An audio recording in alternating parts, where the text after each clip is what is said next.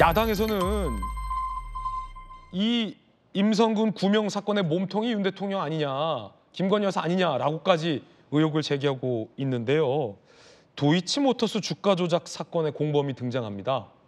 이모 씨가 지인과 전화 통화를 하는 내용이 녹취가 됐는데 그 사람이 이렇게 얘기했다라는 거죠. 들어보시죠. 윤석열이 그러니까 말이야. 아니 그래서 윤석열이 사표를 낸다고 해가지고 전화 왔더라고. 그래가지고 내가 절대 사표 내지 마라. 내가 VIP한테 얘기를 하겠다. 우리 그거 결승에 나가려고 했던 거잖아.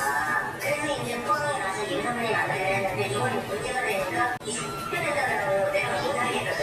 하고 포항이가 이제 문자를 보내고 나한테 포기를 했더라고. 그래서 내가 VIP한테 얘기한 테니까 사표 내지 마라.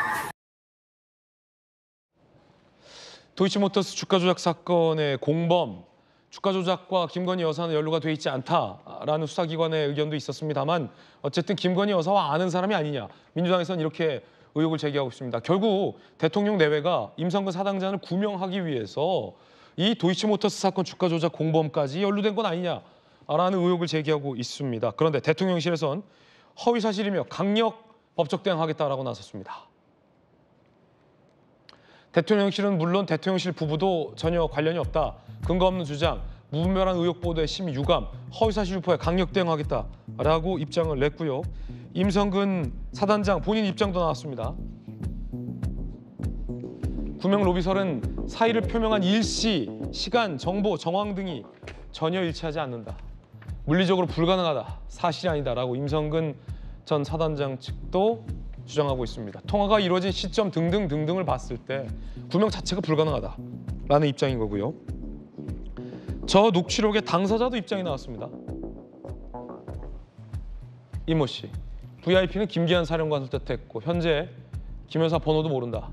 임성근 전 사당장을 알지 못하며 멋지게 폼 잡으려고 맞장구 치면서 허세를 부린 거다라고 본인의 입장도 나와 있습니다. 그런데 야당에서는 구명 사건의 몸통이 대통령이다라고 주장하고 나왔습니다. 주가 조작 공범이 구명 로비의 창구로 삼았을 대상이 김건희 여사일 것이라는 점은 삼척동자도 알 일이 아닙니까? 사건의 몸통이 윤석열 대통령 부부라는 자백이자 스모킹 건입니다. 최혜병 수사외압의 마지막 퍼즐이 맞춰졌습니다. 예상대로 대통령을 의미하는 VIP였습니다. 임성근이 사표를 내려고 했다. 적극적으로 책임 회피에 나선 이유가 윤 대통령에게 전달된 구명 로비 때문인 것으로 보입니다. 자, 안영환 의원님, 당사자들은 강력 부인하고 반박하고 있고 임성근 전 사당장도 구명 자체가 불가능하다. 녹취록 속에 등장하는 이 이모 씨 같은 경우도 내가 좀 센 척하려고 했지 여사 번호도 모른다. 민주당에서는 무슨 소리냐, 이 구명한 것 아니냐, 어떻게 보십니까? 뭐 작년, 재작년이었나요? 첼리스트 사건이 네. 연상이 됩니다. 거의 비슷하게 전개가 되고 있지요. 첼리스트 사건도 윤석열 대통령이 한동훈 뭐 장관 등 또 그다음에 김앤장 변호사들과 함께 무슨 뭐 노래방인가요? 무슨 뭐 어디에서 놀았다. 그래서 첼리스트가 봤다. 그런데 본 게 그걸 이제 폭로한 사람이 첼리스트로부터 들었다. 그러면 나중에 첼리스트는 내가 사실 거짓말했다. 뭐 비슷비슷하게 흘러가고 있습니다. 지금 상황 자체 그가 거의 비슷하게 가고 있는데 또 그 민주당의 반응도 비슷해요. 거의 비슷한 상황으로 흘러가고 있는 것 같고요.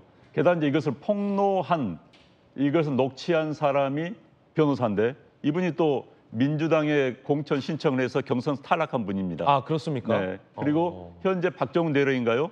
현재 반대쪽에 있는 그 변호인단 멤버 중에 한 명입니다. 그러니까 이게 굉장히 꼬여 있는 겁니다. 그 변호사는 왜 무슨 의도로 이거 폭로했는지 이것도 굉장히 의문이고요. 그것도 전 참 우리 사회가 이렇게까지 된 게 참 아쉬운데 왜 그래 녹취를 많이 합니까? 이곳저곳에서 정치인대로 일반인대로 녹취해가지고 내던지고 이건 뭐 마음대로 통화나 할 수 있겠습니까? 뭐 이렇고 이게 이제 한국 사회가 불신의 늪으로 빠지고 이 불신의 비용이 굉장히 클 겁니다. 그런데 정말 안타까운 거고요. 이 사건 자체를 보면서 또 어떻게 결말될지는 모르겠습니다만 또 하나의 제2의 첼리스트 사건을 보는 것 같아서 씁쓸합니다. 성춘 부의장님.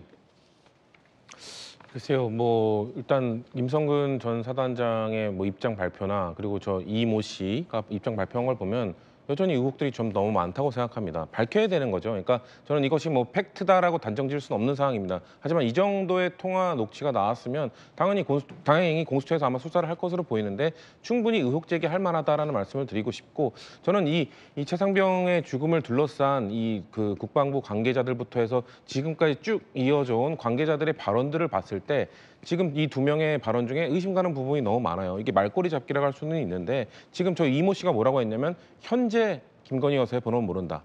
현재라는 단어를 꼭 붙였어요. 그럼 과거에는 알았고 과거에 통화했을 수도 있다라는 것을 분명히 어필하고 있는 것이고, 임성근 전 사단장은 또 뭐라고 했냐면 그 당시 구명 로비 그 할 만한 그 7월 말 8월 그 초 시기에 민간인에게 전화한 적 없다고 굳이 민간인이라고 했습니다. 그럼 군인에게 했다는 겁니까? 그럼 그 중간 다리에 있는 누군가가 있을 수도 있다는 충분히 의혹 제기를 할 수 있어요. 왜냐하면 제가 왜 이런 얘기를 하냐면 분명히 최상병 사건 초반에 작년에 국회에 불려 나왔던 그 당시 그 신범철 국방부 차관이 대통령과 통화한 적 있습니까? 라고 했더니 최상병과 관련해서는 통화한 적 없습니다라고 굳이 단서를 건 다음에 나중에 통화한 게 드러나니까 그때 분명 최상병과 관련해서는 한 적 없다고 했습니다. 이런 식으로 빠져나갔거든요. 이런 식으로 지금 관련자들의 의혹 아니면 지금 해명이 뭔가 빠져나갈 구멍을 만든다는 냄새가 너무 강하게 나기 때문에 저는 공수처에서 좀 명명백백히 밝혀졌으면 좋겠다는 말씀드립니다. 예.